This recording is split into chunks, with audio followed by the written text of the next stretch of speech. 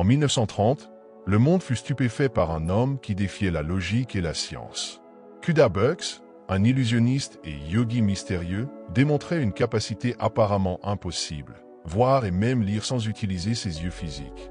Au cours des années 1930 et 1940, il voyagea à travers le monde, laissant les foules bouche bée en affirmant que sa vision extraordinaire était le fruit de pratiques avancées de yoga. Mais l'un des moments les plus impressionnants de son parcours eut lieu en 1945, devant une foule incrédule. Kuda Bux traversa la très animée Broadway et Times Square à vélo, la tête entièrement bandée. Cette histoire intrigante a refait surface récemment lorsque Netflix a sorti un court-métrage inspiré de sa vie, La merveilleuse histoire de Henry. Basé sur l'œuvre de Roald Dahl, le film présente Kuda Bux sous le nom d'Indad K.H., un maître révélant les secrets de sa vision surnaturelle acquise grâce aux enseignements d'un yogi. Kuda Bux était-il un génie de l'illusionnisme ou un homme ayant réellement transcendé les limites de la perception humaine?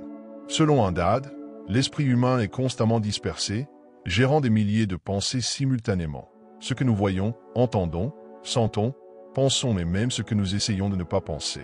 Il enseigne qu'il est nécessaire d'apprendre à concentrer l'esprit au point de ne visualiser qu'un seul objet et rien d'autre. Après des années de pratique, cette concentration peut devenir si puissante qu'elle permet d'atteindre des états de perception extraordinaires. Toutefois, il avertit que ce niveau de concentration peut nécessiter environ 20 ans de pratique quotidienne et assidue. En réalité, Kuda Bux commença à exercer le pouvoir de l'attention par la méditation. Il avait l'habitude de fixer son regard sur la partie la plus sombre de la flamme d'une bougie. Lorsque son esprit était complètement immergé dans cette contemplation, il fermait les yeux et tentait de maintenir l'image mentale de son frère décédé. Après des mois de pratique, il réussit à maintenir cette image pendant plus de 3 minutes. C'est alors que quelque chose de surprenant se produisit. Il réalisa qu'il pouvait voir avec les yeux fermés. Ce qui rend ce film si intéressant, c'est son exploration du pouvoir de l'attention concentrée. Tout au long de la narration, on aborde des concepts allant des rituels chamaniques ancestraux à la physique quantique moderne, suggérant que tout autour de nous est énergie et que la clé pour la contrôler réside dans la capacité à maintenir un focus intense et précis. Cette idée n'est pas nouvelle. Dans les Yoga Sutras de Patanjali, l'un des textes fondamentaux du yoga, il est décrit comment une concentration parfaite peut mener au développement de capacités extraordinaires, connues sous le nom de siddhi ou pouvoir surnaturel. Ce processus, appelé samyama, implique 3 étapes: la concentration, dharana, la méditation, dhyana, et l'absorption profonde, samadhi. À travers ces pratiques, on croit qu'un yogi peut influencer directement la réalité physique et énergétique qui l'entoure. Les siddhis incluent des facultés telles que l'accès à des vies antérieures, la clairvoyance, la lecture des pensées, l'invisibilité, la lévitation et le contrôle des éléments naturels. Ces capacités étaient souvent exploitées par les chamans qui, en état de transe, canalisaient leur énergie pour invoquer la pluie, guérir les malades ou retrouver des personnes disparues. L'anthropologue et écrivain Carlos Castanda, en étudiant le savoir chamanique des sorciers Yaqui, découvrit un concept similaire qu'il nomma intention. Pour ces sorciers, l'intention est une force invisible et indescriptible présente dans tout l'univers. C'est cette énergie qui maintient le cosmos en fonctionnement et qui façonne la réalité. À un niveau individuel, elle se manifeste sous forme de désir, de volonté et de but. Selon cette vision, la grande erreur de l'humanité est de vivre sans reconnaître cette connexion avec l'intention. Tout au long de cette vidéo, nous approfondirons encore davantage l'étude du pouvoir mystérieux de l'esprit dans la création de la réalité. Nous explorons comment des textes anciens, comme les Yoga Sutras, et des concepts modernes, tels que la loi de l'attraction et la loi de l'assomption, révèlent les secrets permettant de modifier la réalité par la concentration et le focus. À la fin, je partagerai des habitudes puissantes et une méditation inspirée d'Indad pour vous aider à canaliser cette énergie et façonner votre propre réalité. Nous vivons dans un univers composé d'énergie. Tout autour de nous, des objets solides aux éléments les plus éthérés, est en essence une énergie vibrant à différentes fréquences. La physique quantique a démontré que le monde n'est pas aussi solide qu'il en a l'air. À un niveau subatomique, tout ce qui existe est de l'énergie sous forme de probabilité. Ce champ, connu sous le nom de champ quantique, contient un nombre infini de potentiels, et la réalité que nous expérimentons semble dépendre de ceux qui s'effondrent sous l'effet de notre attention. Ce qui rend ce concept fascinant, c'est que la réalité n'est ni fixe ni prédéterminée, mais bien un champ dynamique de possibilités. Lorsque nous dirigeons notre attention vers un potentiel donné, nous influençons la probabilité qu'il devienne notre expérience physique. En d'autres termes, l'acte d'observer et de concentrer notre énergie sur quelque chose a le pouvoir de modifier la nature même de la réalité que nous percevons. Ce phénomène ressemble à l'intrication quantique, un concept fondamental de la physique quantique qui révèle l'une des caractéristiques les plus surprenantes et mystérieuses de l'univers. L'intrication quantique se produit lorsque deux particules sont connectées de telle manière que leurs états deviennent interdépendants, si bien que tout changement chez l'une affecte instantanément l'autre, quelle que soit la distance qui les sépare. Ce phénomène défie notre compréhension traditionnelle de la physique et suggère qu'à un niveau fondamental, les particules de l'univers ne sont pas séparées, mais intrinsèquement reliées. Bien que cette connexion se manifeste à une échelle microscopique, elle nous donne un puissant indice que, sur le plan quantique, tout l'univers est interconnecté. Les frontières entre les objets et les personnes sont bien plus subtiles qu'elles ne paraissent. L'intrication quantique ne fait pas seulement ressortir cette interconnexion fondamentale entre toutes les particules, mais elle renforce aussi l'idée que tout ce qui se produit est lié et que, d'une certaine manière, tout influence tout le reste. Lorsque nous concentrons notre attention sur quelque chose, nous ne faisons pas que diriger notre esprit vers cet objet ou cette idée. Nous canalisons également notre énergie vers ce potentiel spécifique, le renforçant et augmentant ainsi la probabilité qu'il se manifeste dans notre réalité. C'est le pouvoir de l'attention concentrée. Bien que nous ne puissions pas affirmer que le simple fait de se focaliser sur quelque chose fera instantanément se matérialiser n'importe quelle possibilité du champ quantique, nous pouvons dire qu'à travers l'attention dirigée et l'alignement de notre vibration, nous influençons significativement les probabilités que nos intentions deviennent réalité. Cette interaction entre la conscience humaine et le champ quantique est précisément ce qui donne son pouvoir à la loi de l'attraction. La capacité d'attirer ce que nous désirons ne dépend pas seulement du fait d'y penser, mais aussi de le ressentir et de vibrer à la fréquence correspondante, amenant ainsi l'univers à répondre en alignant les circonstances, les opportunités et les ressources nécessaires.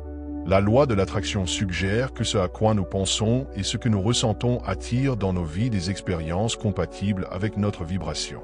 En d'autres termes, notre vibration personnelle issue de nos pensées, émotions et croyances agit comme un aimant, attirant les circonstances, les personnes et les opportunités qui résonnent à cette même fréquence.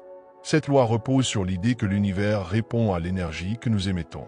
Si nous vibrons en harmonie avec un désir précis, les chances qu'il se manifeste augmentent.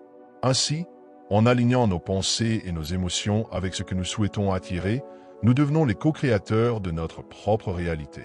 Nous émettons une fréquence qui peut être comprise à la lumière de la physique quantique. Lorsque nous vibrons à une certaine fréquence, nous influençons le champ quantique et dirigeons notre attention vers un potentiel spécifique.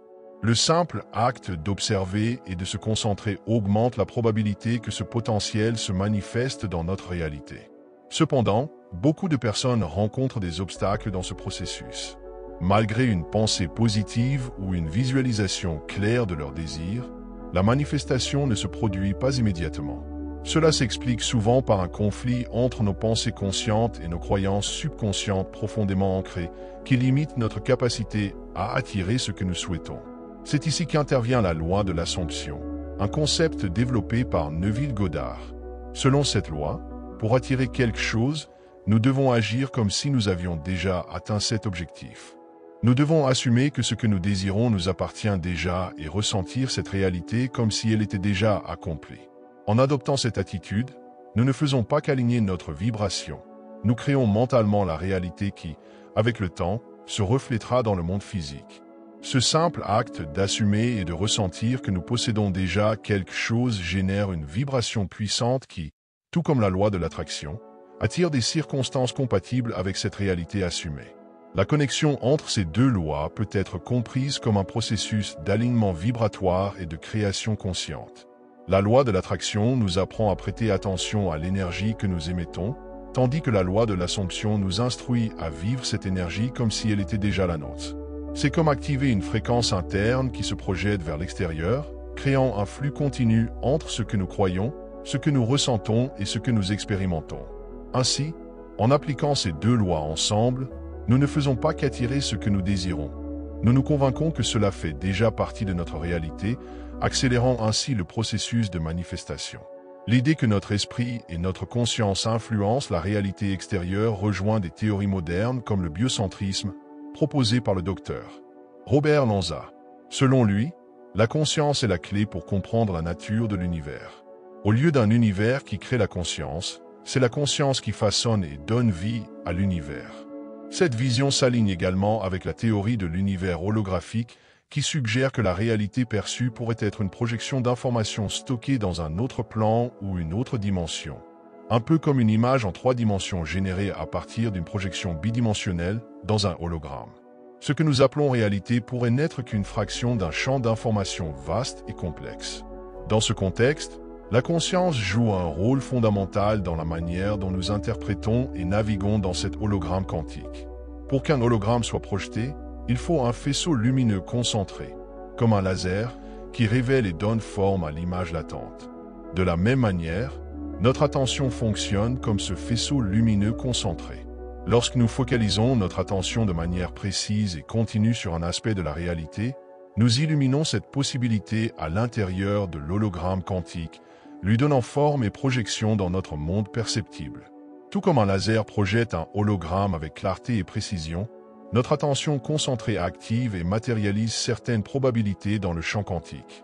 En dirigeant consciemment notre énergie mentale, nous projetons notre propre réalité et accédons à différentes versions de l'hologramme quantique. Plus notre attention est focalisée, plus l'expérience que nous faisons émerger du champ quantique devient définie et tangible. Comme mentionné précédemment, l'énergie est présente en toutes choses. Tout dans le monde perceptible est composé et entouré de cette énergie fondamentale.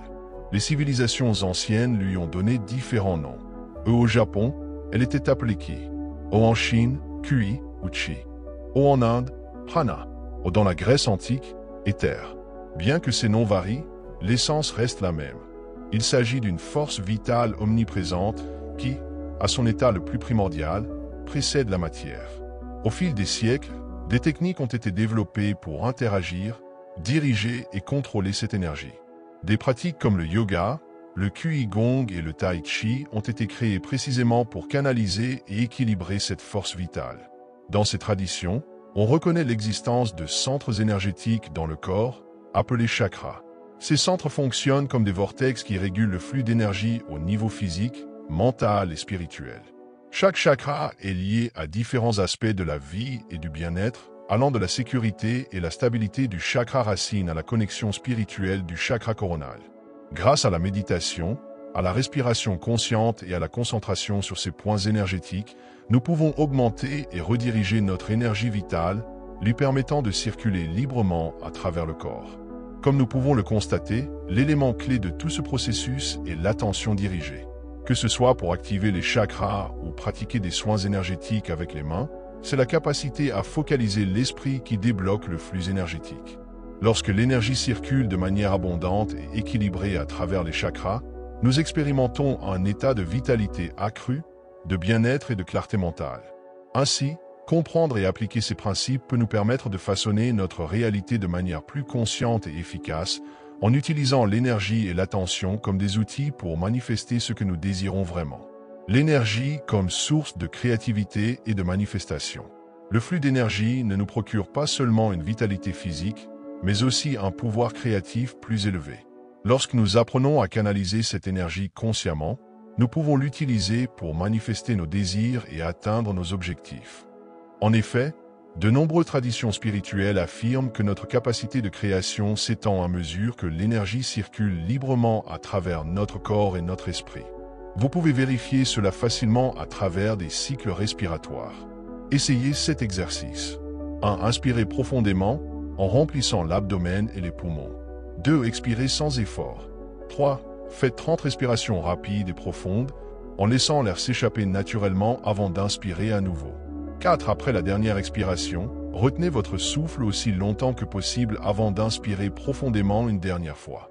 5. Revenez ensuite à une respiration normale.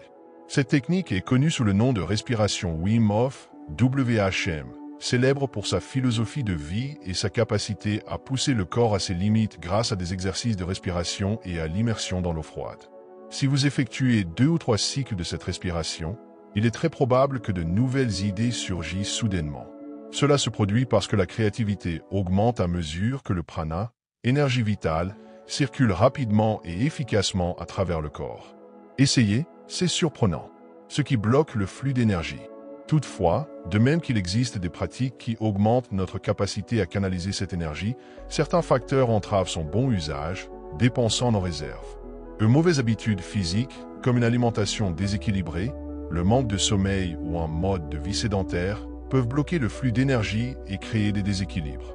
Les schémas mentaux et émotionnels négatifs, tels que le stress chronique, les pensées obsessionnelles ou les émotions négatives persistantes, agissent comme des blocages énergétiques, empêchant sa libre circulation. Nous vivons également dans une ère où notre attention est constamment détournée, notamment par l'usage excessif des réseaux sociaux. Nous passons des heures à regarder des vidéos courtes sans but précis, exposées à des stimuli rapides et éphémères comme les réels et les stories. Cela affaiblit notre capacité à maintenir l'attention, car nous entraînons notre cerveau à chercher une gratification immédiate et à éviter tout effort de concentration prolongée. Le danger caché de la distraction numérique. Cette surcharge d'informations n'est pas un hasard. Derrière la structure de ces plateformes, il existe un objectif caché, affaiblir notre capacité de concentration. Pourquoi? Parce que lorsque notre attention devient dispersée et fragile, nous perdons aussi notre capacité à créer consciemment la réalité que nous désirons. L'attention focalisée est la clé qui nous permet de diriger notre énergie vers la manifestation de nos objectifs. Lorsque notre attention est fragmentée, nous perdons le contrôle de la réalité que nous créons, laissant des forces extérieures influencer notre expérience de vie. Au lieu de diriger notre concentration vers nos aspirations, notre développement personnel et nos objectifs, nous tombons dans des cycles de distraction et de négativité. Cela facilite la manipulation de notre perception, nous amenant à adopter une vision du monde façonnée par d'autres intérêts.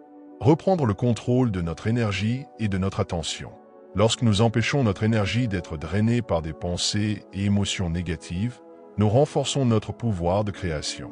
Au lieu de passer des heures à consommer des nouvelles anxiogènes ou à nous distraire avec du contenu vide, nous pouvons rediriger notre attention vers la construction de la vie que nous désirons. Plus nous nous concentrons sur cette vision, plus elle se manifeste dans le présent.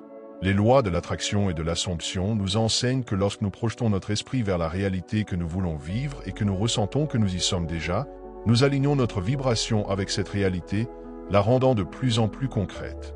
Exercice pour renforcer votre concentration et votre pouvoir créateur. Pour maintenir une énergie élevée et un corps prêt à la canaliser, nous devons adopter des habitudes qui renforcent continuellement notre esprit et notre corps, pas seulement lors des moments de méditation ou de manifestation.